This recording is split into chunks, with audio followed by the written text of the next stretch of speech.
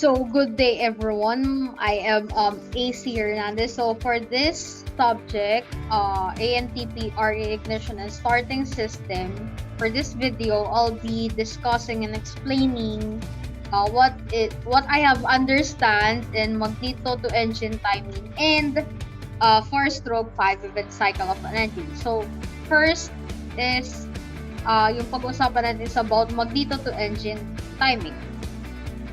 So, first that we need to do is to find our top dead center. So, syempre, bago natin mahanap yon is we need to turn our master switch and ignition switch into off position. So, pag na-off na natin is pwede na natin ma-remove yung ating spark plugs on cylinder 1. If not, pwede naman natin siyang lahat ng ating cylinders is tanggalan natin ng top spark plugs para hindi tayo masyadong mahirapan sa pag-ikot ng ating propeller. So, once na natanggalan natin yung spark plug, sa cylinder 1 natin is ipa-place natin yung ating finger, wherein after nun is i-turn natin yung ating propeller on its direction of rotation, and para ma-feel natin yung ating hanggang sa may ma-feel tayong pressure or compression dun sa ating finger. So once na may na-feel na tayo, pwede na natin i-release slowly yung ating finger para ma-release yung ating compression. And then after nun is we will install our timing indicator in our spinner, and then pwede natin siyang i-tape or i-hook dito natin siya i-hook according dun sa nakita kong video. So kaya natin itong ginagawa is para hindi masyadong magalaw yung ating indicator and magbigay siya ng accurate readings. So ito yung tinatawag nating piston plug or piston stopper, and ini-insert natin to doon sa ating dito sa ating spark plug hole. So once ilagay natin yung ating piston stop, pwede na nating we will turn our propeller into its rotation of the direction of rotation, and then up until ma-meet niya or magkaroon ng contact yung ating piston sa ating piston stop. And then once na feel natin na nag-meet na yung dalawa, yung ating timing indicator is isa-set natin sa top dead center or sa ating TC. So once na na-set na natin, i-rotate naman natin ulit yung ating propeller into its opposite direction, and then until magkaroon ulit ng contact yung ating piston plug and piston. After nun, pag nagkaroon na ng contact, i-read natin yung number na indicate dito sa ating timing disc. So let's say nagkaroon tayo ng reading na, or it lies under let's say 80. So itong 80 na to, i-divide natin by 2, which is kukunin lang natin yung half nun, which is 40. And then yung ating indicator is iikot natin or i-set natin sa 40. Then after nun, pag naset na natin sa 40, yung ating propeller is turn ulit natin hanggang magkaroon tayo or mapunta tayo sa top dead center or sa ating TC, sa ating indicator. So once na nakapunta na tayo sa TC, pwede natin i-remove yung ating piston plug, and then i-turn ulit natin yung ating propeller hanggang sa mapunta siya sa TC. And then so yeah, that basically once na nagawa na natin yon, nahanap na natin yung ating top dead center. So next one is synchronizing our magneto. So dito sa synchronizing our magneto is kailangan pa rin natin naka-off yung ating master switch, and we would like also to make sure that our mixture control and throttle control are out para walang dito parang pumapasok na mixture, air and fuel mixture sa ating engine. And syempre, yung ating ignition switch naman is ito-turn natin to both position. So, sabi, para daw i-unground yung ating magnetos. Kaya kailangan nasa both. So, meron tayong tinatawag na timing marks sa ating gear. So, ito yon. Itong 25 is our before top dead center na degrees.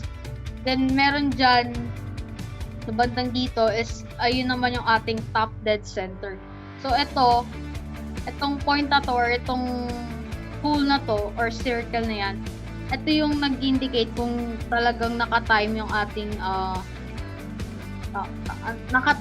Magneto-to-engine. So, ito, tinatawag naman natin na Magneto-synchronizer or timing lights wherein kinoconnect natin ito sa ating magnetos. Meron siyang P-leads. The red ones are the P-leads and the black one is our ground. And yung ating P-leads, it has two, left and right. And then, yung left is i-connect natin sa left na magneto, and then yung right is sa right na magneto. So, syempre, di ba, kanina nga nakita na natin or nahanap na natin yung top dead center. Kung once na nahanap na natin yung, once na turn off natin to, itong ating timing lights, dapat yung lights natin, it should be on. Kasi nga, nasa top dead center na tayo. Pero pag wala tayo sa top dead center, or nasa before top dead center tayo, yung ating lights naman is kailangan mag-turn off. So, paano ba natin yung magagawa? Is, syempre, ito-turn lang din natin yung ating propeller. So, pag tinurn natin yung propeller, nasa top center na tayo, kailangan both lights will turn on. And yung pag binalik naman natin sa ating before top dead center, yung ating lights are mag-off. So, itong dalawang to is hindi sila halos nagsasabay. So, it's fine kasi if konti lang naman yung difference, let's say 1 degree lang yung difference, okay lang yun kasi maliit lang naman. And pero for some instances, let's say hindi sobrang laki talaga yung difference ng dalawa, matagal mag-open or mag-turn on and mag-turn off itong isang light, ibig sabihin nun, i-check natin yung ating magneto, baka doon tayo may problema. So, paano ba natin yun ginagawa? Paano natin i-time yung ating magneto? So, meron tayong tinatawag na magneto pin, wherein, hold on, meron na kapag-pick.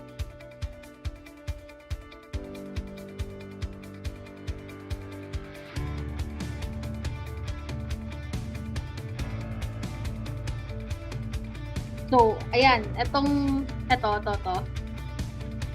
yung ating magneto pin na sinasabi ko kanina. So, dito sa ating magneto plate, makikita natin kung left or right yung rotation ng ating magneto. So, pag nasa left, or pag nakalagay na L, it means left. So, pag right, basically, it means right. I mean, pag R, basically, it means right. So, dun, kung saan mismo naka-indicate, doon natin ilalagay yung ating magneto. So, let's say, for here, nakalagay siya sa left. So, yung ating magneto is ito-turn natin into left yung rotation niya. And itong pin is lulubog. So, ganun lang yung pag-ayos natin ng ating magneto para sumakto siya sa timing.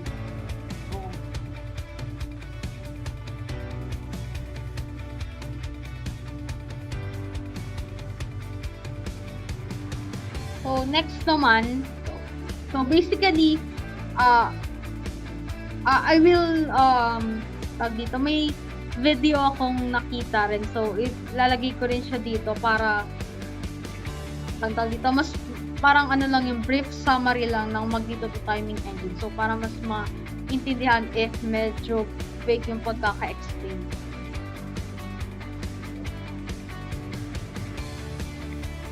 Hi, this is Chris here with Gavin College Aviation. Today I'm going to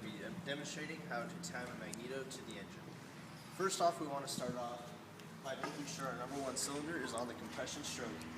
To do this, we'll put in, I've already done this, but we've put in the bottom spark plug, and you're going to put your finger in the top spark plug hole, and then rotate the propeller in the direction of rotation to feel for compression or suction, depending on the stroke. I've already determined that we're at the top dead center point. To do this, we can also verify that the propeller by the top dead center mark and the point on the starter gear. So now that we have the motor at top dead center on the number one cylinder, we're going to go back here to our magnetos. I've disconnected the P leads on the magneto to make the magnetos active. Otherwise, the switch grounds the magnetos for safety because they're always active. Alright, so to time the propeller, we're going to use the magneto synchronizer. So we'll turn it on, and as you notice, both lights are on. This indicates that the ground is going through the testing and the breaker points are closed. So as we rotate, you'll notice that the lights turn on and off. So that indicates that we're before the 25-degree top dead center mark. As we advance the propeller, you'll notice the lights will turn on once we've reached the 25-degree mark. As you can see, and then we'll go down here to our timing mark. 25 degrees and the timing mark. This indicates that the magnetos are in perfect timing with the engine and we're ready for engine operation. Thank you. So, our next one is the 4-stroke 5-event cycle. So, dito meron tayong intake stroke, compression stroke, power stroke, and last is the exhaust stroke. So first, dun muna tayo sa intake stroke. So here in intake stroke, our intake valve will open, and then our mixture will go inside of the cylinder, and yung ating piston will basically go down. So after nun is magpo-close yung ating intake valve para ma-contain niya yung ating mixture dun sa loob ng cylinder. After nun, we'll proceed to compression stroke, which is yung the mixture inside of the cylinder. The piston will compress it. Then once na na-compress na yun, pupunta naman tayo sa ating power stroke, which is dun na mag-i-ignite, magbibigay ng spark yung ating spark plug, which enables the air and fuel mixture to ignite and to combust. And then yung ating piston is bababa, and then both valves are still closed. Pati dun sa ating compression stroke is closed yung ating valves. Then pag na-burn na or na-combust na yung ating mixture, dun naman tayo sa exhaust stroke, which is yung burn gases natin is ipupush ng ating piston to pataas, and yung ating exhaust valve is mag-open, and then doon nalalabas yung ating burn gases throughout our exhaust manifold. So for a brief summary ng ating 4-stroke 5-event cycle, first, diba nga sabi kanina, papasok yung ating air and fuel mixture sa ating cylinder. Siyempre, mag-open yung ating valve nun, and then yung ating piston is bababa. Then after nun, nandito na yung, once na nakapasok na yung ating mixture, i-compress naman siya ng piston, which is yung piston is tataas, and then yung spark plug natin is magbibigay ng spark, which enables the mixture to burn and to combust. Then once na nag-combust natin, magkakaroon na tayo ng exhaust stroke. So after nun is syempre mag-open yung ating valve, yung ating exhaust valve, and then yung piston ipupush out niya yung ipupush niya yung ating burn gases para ma-release yung ating burn gases dun sa ating exhaust manifold. So basically, that's pretty much of it. So I hope it makes sense lahat ng mga pinagsasabi ko. And so, yeah, that's all. And thank you.